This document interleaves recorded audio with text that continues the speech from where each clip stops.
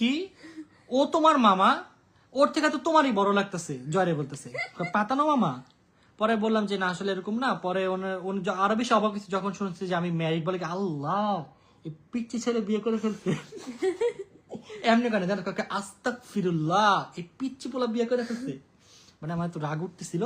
পরে luckily side দিয়ে একজন আসছে, এসে বলছে আরে রাকিব ভাই আমি তো আপনাদের ব্লগ দেখি। পরে উনি বললো যে এরকম এরকম ওদের চিনি আমি, সমস্যা নেই, ছেড়ে দেন।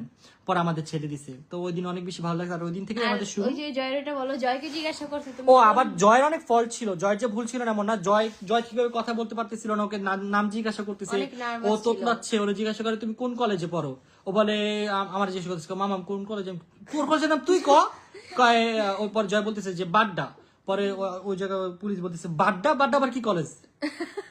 পরে ও জয় অনেক নার্ভাস হয়ে গেছিল, পরে অনেক কষ্ট মস্তি করে তোর কলেজের নামটা বলছে। মানে ওই যেহেতু লোকটা আমাদেরকে চিনছিল এই জন্য না না উনি চিনে নাই।